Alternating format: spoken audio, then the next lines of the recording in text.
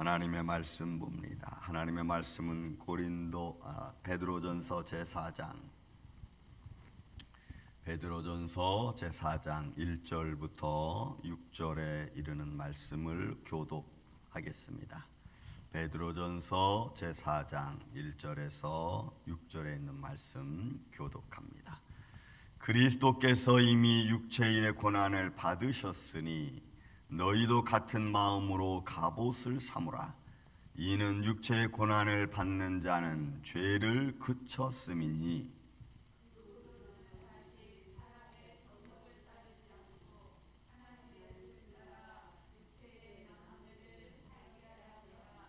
너희가 음란과 정욕과 술취함과 방탕과 향락과 무법한 우상 숭배를 하여 이방인의 뜻을 따라 행한 것은 지나간 때로 족하도다.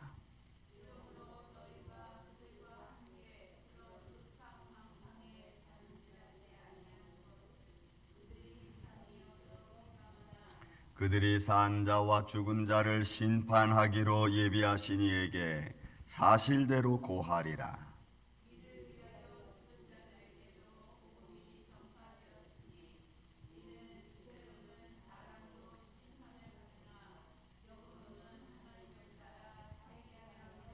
아멘. 자, 여러분, 우리가 이 베드로 전후서를 보면서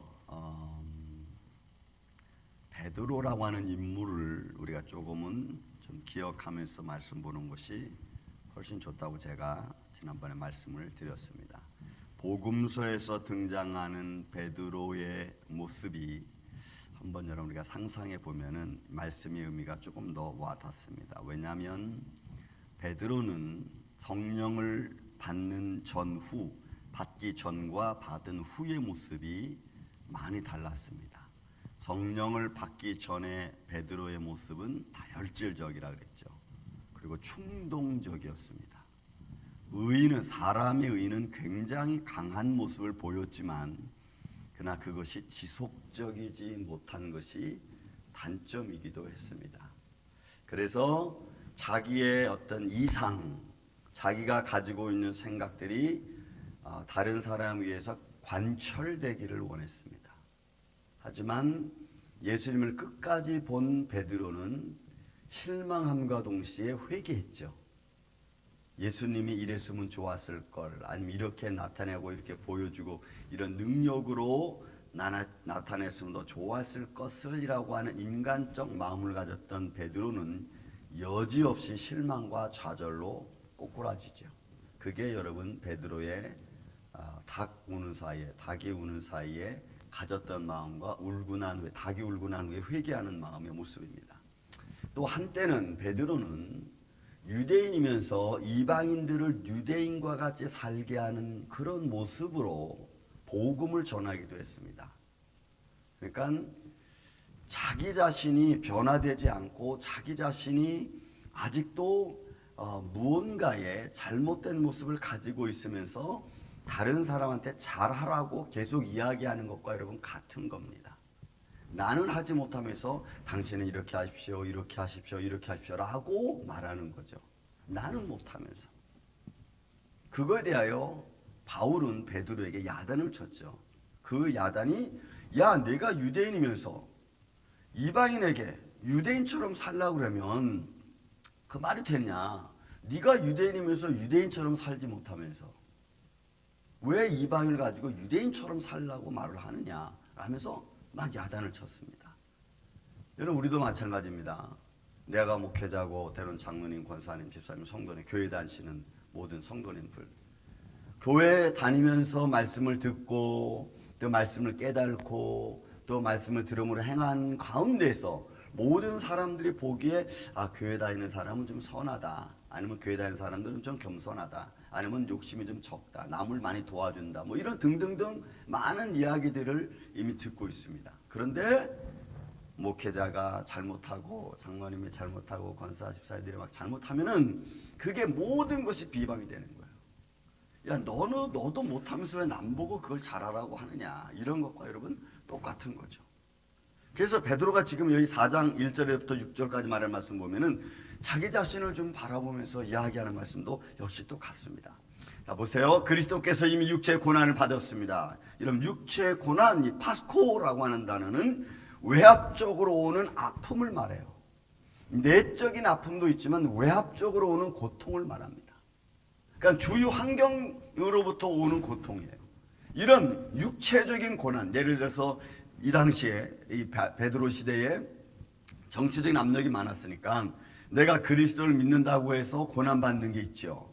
얘가 그리스도를 믿는다고 해서 손해나는 게 있습니다. 왜? 이 당시의 정치는 로마의 치하에서 네로가 강압적으로 하고 있었으니까 분명히 어려움 많이 당해요. 그런 가운데서 베드로가 육체의 고난, 외부적인 압력이 있어요. 외부적인 아픔이 있어요. 그런 외부적인 아픔을 받으셨으니 너희도 똑같이, 여러분, 예수님이 그렇게 정치적으로 몰리고 종교적으로 몰리고 바리새인들한테 또 몰리고 대제사장들로부터 막 질고를 받고, 이 고통은 누구를 위한 것이냐? 그리고 예수님이 그렇게 가신 그 길을 우리가 또 알고 있으니까 우리도 예수님이 걸어가신 그 길 안에서 예수님의 모습과 같이 예수님을 닮아가는 삶, 그래서 예수님이 걸어간 그 길을 우리도 같이 걸어가자. 베드로는 뭐라고 표현하냐면 같은 마음으로 갑옷을 삼으라 그랬으니까 예수님이 걸어가신 그 길을 내가 본받는 거죠. 그대로 예수님이 걸어갔던 그 길에서 아픔을 당하고 심을 당했지만 승리하신 그 모습을 본받으라고 베드로가 지금 이야기하는 거예요. 그래서 육체의 고난을 받은 자는 죄를 그쳤습니다. 여러분, 이 죄를 그치다라고 하는 이 파우스라고 하는 파우오라고 하는 단어가요. 여러분, 스탑 되는 거예요. 내가 예수님을 몰랐을 때는 내가 막 화내고 내 마음대로 막 짜증내고 막 이랬지만 이제는 예수님을 딱 안 뒤로부터는 안 그러는 거예요. 화내고 싶어도 이렇게 참는 거예요. 아, 내가 옛날에는 이런 일 가지고 내가 화를 냈지만 그러는 이제 안 내는 거예요. 그 안 내는 이유는 뭐 여러 가지겠죠. 여러 가지 이유가 있을 거예요. 주위에서 나를 도와주고 같이 함께 해주는 은혜에 감사해서, 아니면 내가 내 자신을 보니까 내 자신 너무 못났어. 그래서 내가 옛날에는 이랬지만 지금은 이제 이러지 말아야지. 이렇게 하는 거죠. 이런 마음을 갖는 거예요. 그러니까 이런 마음을 왜 갖느냐? 내가 예수님을 본받기 때문인 줄로 믿습니다. 예수님이 그렇게 하셨으니까. 그래서 생명의 길을 여셨으니까 나도 그 생명의 길을 걸어가는 한 사람으로 예수님이 하신 길을 내가 따라가는 거예요. 그래서 여러분, 저도 마찬가지입니다. 저도 30대, 40대 모습과 제 모습은 지금 많이 다릅니다. 물론 외적인 모습도 다른 게 있겠지만 그냥 마음으로 많이 달라졌어요. 옛날에는 저도 굉장히 다혈질이었습니다. 그리고 막 고집이 세고, 그래서 내가 막 하고자 하는 것을 막 끝까지 하려고 막 했고 막 그랬어요. 근데 지금은 그냥 널널하게 이렇게 내버려둡니다. 그런다고 해서 내가 더 좋은 사람이나 저 뭐 큰 이렇게 높아지는 게 아니고, 오히려 더 넓은 마음을 갖는 것은 그런 것들을 잘 수용해서 잘 받아들여서 그거를 좋게 만들어가는 게, 여러분, 훨씬 더 마음이 넓은 사람, 높은 사람 같아. 아주. 그래서 내 삶은 조금 완벽해야지 해가지고 얼마나 제가 까탈스러웠는지 몰라요. 아직 결혼 우리가 좀 하고 났을 때는 막 안 맞았어요. 나는 너무 까탈스럽고 막 칼같이, 여러분, 남자들은 다 군대 갔다 와서 각을 탁 맞춰야 되고 이런 거 딱딱 정리돼 있어야 되고 막 이런 거 막 좋아했어요. 그런데 그게 결국은 뭐 보기에는 좋을지 모르지만 내 마음은 항상 불편한 거죠. 지금은 조금 흐트러져도 괜찮아. 조금 이렇게 밟고 지나다녀도 괜찮아요. 좀 마음이 좀 편안해졌어. 그거는 내가 나이가 먹어서 성숙해서 이런 게 아니고, 하나님의 말씀을 읽고 또 말씀을 따르고 가다 보니까 굳이 그런 것 가지고 싸울 필요가 없다는 거예요. 싸울 필요 없는 거지. 예를 들어서 내가 수건을 늘 두던 곳에 수건이 없어요. 그러면 이거 수건은 왜 없어? 여기다 꼭 맨놔둬야 되잖아. 막 이렇게 해서 막 큰 소리 칠 필요 없이 없으면 갖다 쓰면 되고 또 없으면 갖다 놓으면 되는 거죠. 근데 옛날에는 왜 여기다가 수건을 안 놨어? 하면서 막 야단을 치고. 그죠? 그러니까 그런 게 많이 달라지는 거예요. 보는 눈이 달라지고 생각하는 게 달라지고 남이 수고하는 것이 얼마나 감사한지를 알게 되는 거죠. 그러니까 그러다 보니까 조금 마음이 부드러워. 여기서 말이 그거예요. 육체의 고난, 외부적으로부터 오는 고난, 또 외부적으로부터 오는 일 때문에 죄 짓는 것, 이거 스탑한 거예요. 이게 여러분 이 파오라고 하는 단어, 그쳤음이라고 하는 거예요. 이거 중단시키는 거예요. 그러니까 여러분 우리 마음에 화가 올라오면 여러분 그것을 딱 멈출 수 있는 마음이 필요해. 이게 믿음이어야 됩니다. 믿습니까 여러분? 믿음이어야 돼요. 말씀이어야 돼요. 내 인간의 어떤 경험으로 참는 게 아니고 말씀으로 참는 거예요. 내가 그리스도인이기 때문에 찾는 거예요. 하나님의 자녀이기 때문에 내가 견뎌가는 거예요. 그래서 베드로가 2절 3절에 말합니다. 야, 이후로는 다시 사람의 정욕을 따르지 않고 하나님의 뜻을 따라 육체에 남은 때를 살게 하려 함이라. 베드로가 이렇게 깨닫고 나니까 이제는 내가 이런 다혈질적인 모습으로 살아가면은 안 되는구나. 이제는 내가 좀 순한 모습으로 가야겠구나. 왜요? 예수님이 나를 위해서 그런 못된 성격은 다 십자가로 이기게 하셨잖아. 그래서 이제 남이 내게 도와주는 것은 너무너무 감사한 거예요. 저는 이제 혼자서 좀 여러 가지 가정을 좀 이끌어오다 보니까 하여간 별별 일을 다 했습니다. 내 스스로가. 그래서 남의 도움을 받는 게 그렇게 익숙치 않아요. 저는 익숙해서 남이 조금 좋은 말 해주고 남이 조금 도와주면 막 되게 기뻐. 막 무지무지하게 기뻐. 그래서 막 나는 막 더 해주고 싶어. 막 그런 그 사람 보면은 저는 막 얼마나 이쁜지 몰라. 마음을 다해서. 여러분, 왜냐하면 그렇게 나를 위해서 수고한다는 게 여러분 얼마나 감사한 겁니까? 예수님의 나를 죽으셨다? 뭐 죽었나? 옛날에는 그렇게 그냥 뭐 그게 긴가민가 했지만 이제는 주님께서 나를 위하여 주신 복음과 그 십자가의 능력은 내가 인생을 살아가는 데 있어서 더 풍성한 열매를 맺고 더 많은 영광을 하나님 예수 그리스도의 영광을 드러내기 위함이구나. 이제는 내가 이렇게 살아야겠다라고 하는 마음속에 생각이 이렇게 쭉 접어드는 거죠. 옛날에는 작은 것 때문에 내가 분노했지만 지금은 그렇지 않은 거예요. 그런 것들은 그냥 스쳐 지나가는 낙엽에 불과한 거예요. 낙엽에. 여러분 지금 낙엽이 많이 떨어집니다. 이거 한때잖아요. 이거 한번 싹 치우면 이건 되는 거예요. 그런 것과 같아. 그래서 베드로가 얘기하는 거예요. 자기 자신을 바라볼 때 그런 자기 자신이 불 같은 그런 마음을 갖고 있던 그 시절과 지금의 베드로의 마음은 너무너무 다른 거예요. 왜? 그쳤기 때문에 그래. 내 인간적인 욕망과 내 인간적인 다혈질 성격을 스탑했기 때문에 그래요. 스탑. 여러분 예수의 이름으로 스탑된 줄로 믿습니다. 여러분 스탑된 거예요. 그래서 베드로가 지금 그 이야기를 이제는 내가 이제부터 남은 시간은 하나님의 영광을 향하여 내가 가겠다라고 베드로가 지금 사실 선포하는 것과 같은 겁니다. 그래서 봐요. 3절에 뭘 버립니까?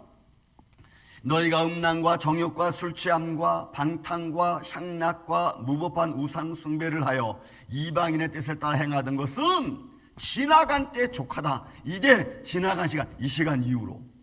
그래서 여러분 우리는 지금이 중요하다고 제가 늘 말씀드렸죠. 지금이 중요합니다. 왜 중요하냐면 지금 이전과 지금 앞으로의 삶을 내가 어떻게 살 거냐가 여러분 중요한 거예요. 지금까지 살아온 것은 오케이. 그러나 지금부터 내가 앞으로 살아갈 일은 달라야 되는 거예요. 말하는 게 다르고 생각하는 게 다르고 행동하는 게 달라야 되는 거예요. 왜? 우리는 하나님의 자녀들이죠. 나같이 연약한 자를 하나님이 불러서 하나님의 자녀 삼아주셨죠. 그리고 하나님의 큰 일을, 하나님의 영광의 큰 일을 내게 맡기셨잖아요. 어제 수요일 저녁에 그 말씀했습니다. 여러분, 우리는 우리 인생에, 내 인생에 있어서 내가 주인공이 돼야 될 줄로 믿습니다. 내 인생의 드라마에 내가 주인공이 돼야지, 내 인생 드라마에 나는 엑스트라가 되면 안 되잖아. 힘없고 뭐 약하고 부족하니까 왜 나는, 내 인생은 왜 이렇게 맨날 지지부지하고 이렇게 약하고 인생 엑스트라처럼 내가 살아가는가? 여러분, 이럴 수는 없잖아요. 내 인생인데. 적어도 내 인생이라면 예수 그리스도와 함께, 여러분, 내가 내 인생의 주인공이 돼야 될 줄로 믿습니다. 여러분, 그렇게 살아가야 되잖아요.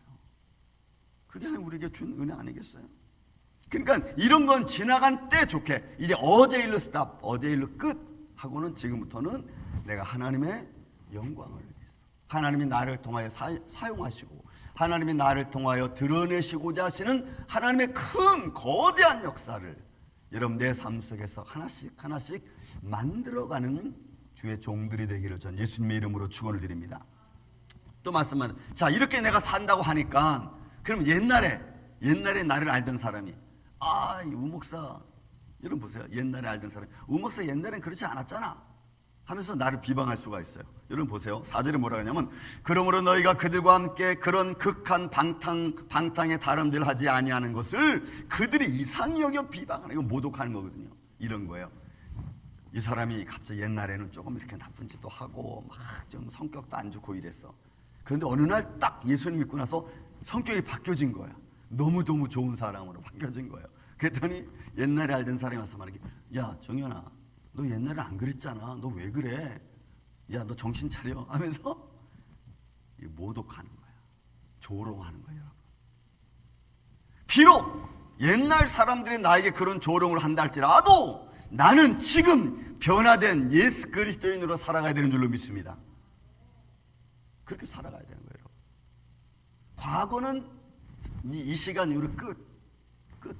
이제부터는 하나님의 영광을 위해서 우리가 살아가는 그런 마음의 결단이 여러분 참 중요해요.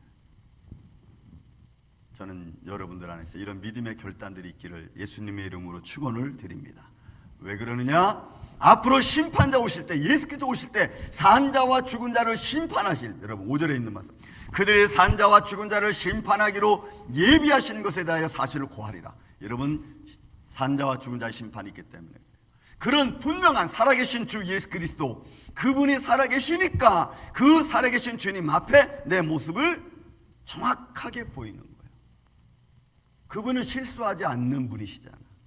그분은 거짓이 없는 분이시니까 내 마음의 솔직함을 그대로 보이는 거예요. 하나님, 나는 연약합니다. 그러니 하나님, 이 시간부터 주의 장중의 손길로 나를 붙들어 주시옵소서 하고 여러분 우리가 그 길을 걸어가는 거예요.